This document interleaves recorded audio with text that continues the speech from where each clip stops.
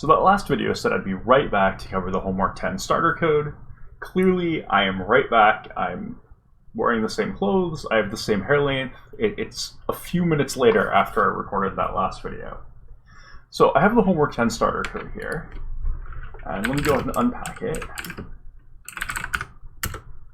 And we get a couple of things in here. We get a file called nuffs.c, which provides a absolutely minimal fuse file system. And in addition, we get a makefile that will build it and a hints directory. Now, the way we want to operate in dealing with this file system, so we want to go ahead and let me demo what it does. So we want two terminal windows, which we have. And in one terminal window, we want to type make and then make mount. And that terminal window becomes the driver for the file system. The implementation of the file system is a program running in this window. Now in the other window, we end up with a mount directory where that file system that we are executing in the top terminal is mounted.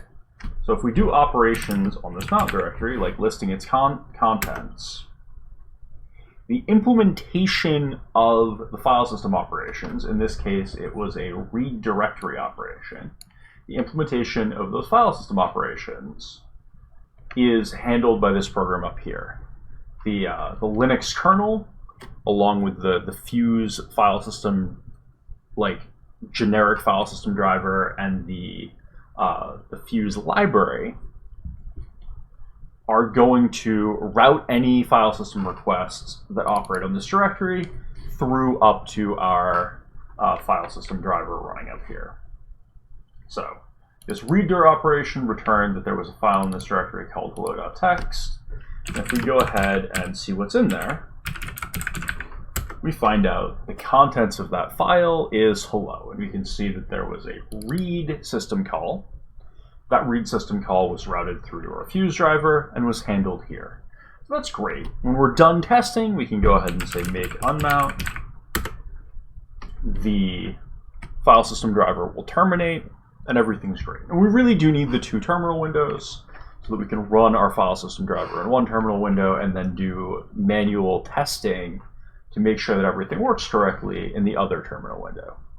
Now that we've seen an example of this working, let's go ahead and look at the implementation. Bonk. So the story starts at the bottom of our program where our main function is. This is going to call a function called nuffs init ops, which is going to fill in a struct fuse operations called nuffs ops. What this struct fuse operations is a structure with a bunch of fields, and the fields are all function pointers. So this is saying what is the function that will handle the operations for all the file system operations that we're implementing. And we're implementing a bunch of them. Implementing something called access, something called getAttr, readdir, make nod, make directory. Some of these you'll recognize as being system calls that you have used. Others you'll recognize as being sort of straightforward, like remove directory. And then other ones like make nod are sort of internal implementation details of how the Linux file system handles things, but with some exploration you'll figure out what they do.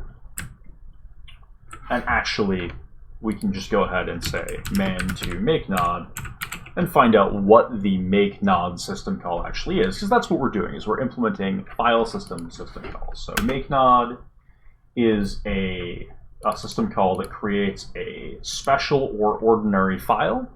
So a way to create a file on a file system. All right, so we fill in this structure with pointers to a bunch of functions, and these functions, we can see nuffs IO control here is actually a function that's defined right up here, but all these other functions are defined up above it. But once we've filled in that structure, we're going to go ahead and call fuse main. One of the things that we're passing into fuse main is this nuffs ops structure. So fuse main is just going to sit there in a loop, and every time the kernel sends it a file system operation, it's going to call the appropriate callback function to handle that file system operation. Then when it's done, it will keep looping.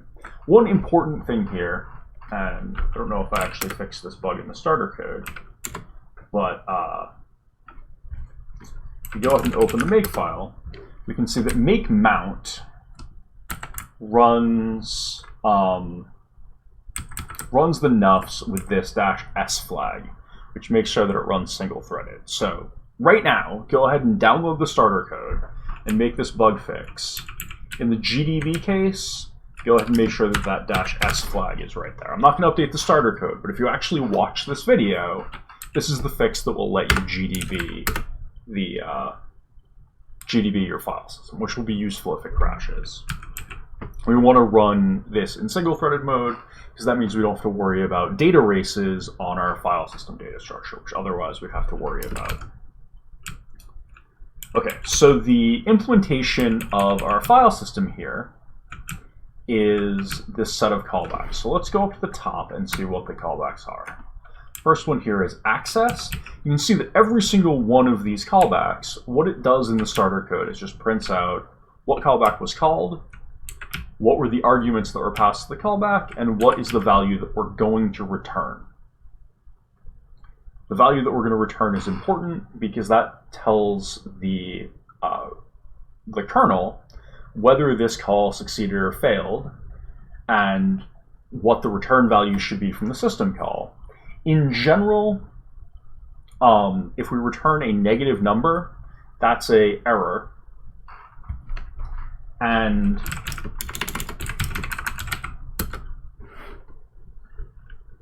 if we go ahead and look at our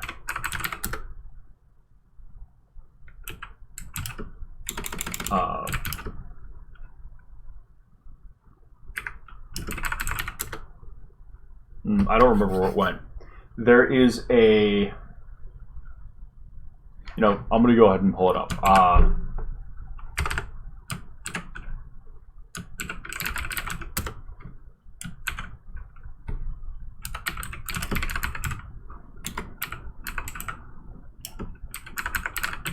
If we go ahead and Google for the standard error numbers, error number 3, there we go. So here's our common errors that are available on POSIX systems, including Linux. So these are the errors that we can produce in a system call. And if we want to return one of these errors from one of these callbacks, we want to return a negative number. So if we want to return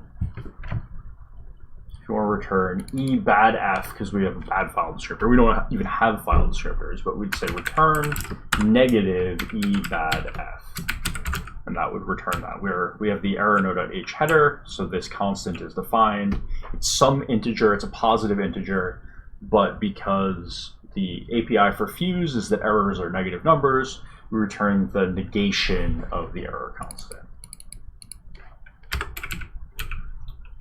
All right, so we say what the arguments were and what value we returned.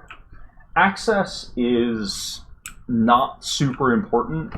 It's relevant if you have a multi-user file system or a multi-user system. And one of the simplifications that we deal with a Fuse file system is that we pretend that the only user on the system is the user running the Fuse file system driver. So you don't have to worry about other users in general. They're not going to be accessing our file system. And so access can generally just return success if the file exists and everything's fine. Getattr is a little bit trickier. Getattr is something the Fuse runtime, the Fuse driver in the kernel likes to call a lot. It tends to call getattr before doing other operations. So very frequently when you're implementing a file system operation, what you're going to do is you're going to run the driver in one terminal window. You're going to do a test command in the other terminal window. It's going to say that it called getattr, and then it's just going to stop. The question that you have to ask is, why did it stop? What precondition is the fuse driver testing by calling your implementation of getAttr that it wasn't happy about? For example, if we're going to create a directory, Fuse might call getAttr on the path of that directory, and it may expect that it gets a e file not found, e path does not exist error before it even attempts to call your directory thing, because there's a precondition for making a directory that a file or directory of that name doesn't already exist. So you have to make sure that getAttr not just succeeds in the success cases, but actually produces the correct value. So if it should produce an error, it has to produce an error, and not just any error, but the correct error. So when things aren't going wrong or aren't working, you have to add more cases to getAttr. Now, one thing that you can see here is that our getAttr implementation in the starter code isn't really implementing a file system. What it's doing is hard-coding a couple of paths, and if we have our root directory, it's always going to say that it exists and has these permissions. And if we have a file, it's always going to say that if we have a file named hello.txt, it's always going to say that it exists and that file has a fixed size of 6. It's not going and looking in some data structure, just 6 is hard-coded. So that's probably not the right implementation. All right, readdir. When we list a directory, this is how we say what is supposed to be in the directory, what should show up in a directory listing. And again, this is hard-coded, so that it's always going to say that there is an entry called dot, which is the current directory, and there is a file called hello.txt, which has that mode and a size of 6. This probably isn't the right implementation of readdir, but again, we're getting something that looks like a file system without actually having a file system. MakeNod creates stuff. Makedir, it looks like Makedir is being clever and just calling makenod. Turns out that we can probably get away with that, but that means that makenod has to be able to handle creating any sort of file system object, whether it's a regular file, a directory, a symbolic link, if we need to support those, whatever. Unlink removes a directory entry. For this homework, that's the same as removing a file. I don't think we have to worry about link for the homework. This creates hard links, but for challenge 2, you'll have to worry about creating hard links. Removing directories. Rename moves a file primarily within a file system. Chmod changes the mode of a file, change mode. So this is primarily used to change permissions. Truncate changes the size of a file. We dealt with truncate earlier in the semester, and this is going to take a path to a file, and it's going to just set the size to something. Go and look at the man page for truncate for the exact behavior, but you're gonna get truncate calls, and you're gonna want to handle that correctly. One thing that you should have noticed here looking at all these callbacks is we don't get any sort of file descriptor. Every time we get an operation, we're going to get the full path to the file and the rest of the arguments. It's possible to run Fuse in a sort of mode with file descriptors, but that's more complicated, so we're not doing that. Every time we do a file system operation, we're going to have to go look up the path. Now, what that means is that open is trivial. All we need to do is check whether an open would be acceptable. If an open is acceptable, we return success. If an open should produce an error, we return an error, like if a file doesn't exist and we're opening it without the create flag. But we don't even really need to worry about the create flag because we're not getting it. And Fuse is going to handle sort of causing that to fail out with getAttr calls. So for this implementation, we don't have to do much for open. In fact, this may be a valid implementation. Read and write, you do want to implement. Read here is hard-coded to always have read calls return the string hello followed by a new line. That's the faking a file system, but you're going to want to implement an actual file system. Write does what you think. This handles some metadata that I don't think you need until the challenge. And then I don't think we need IO control for anything.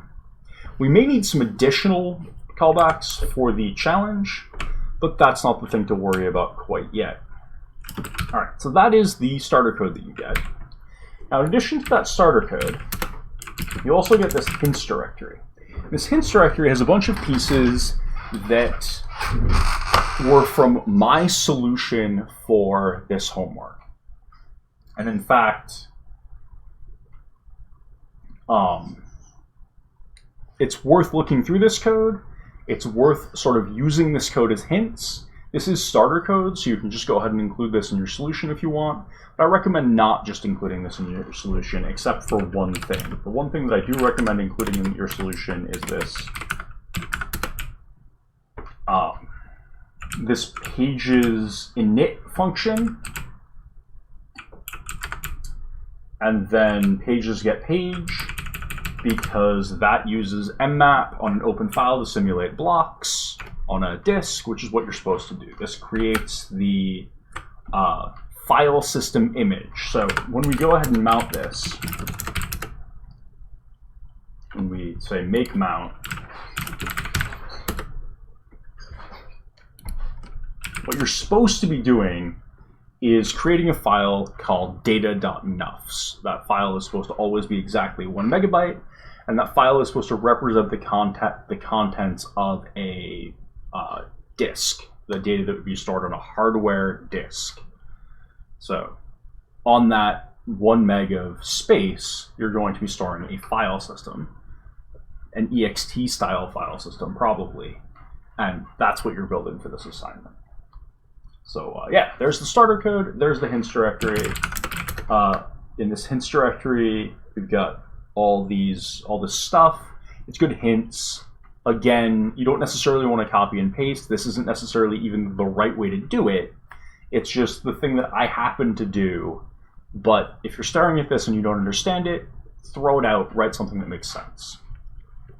Good luck on homework 10, and our next exciting topic will be the final challenge. Have fun.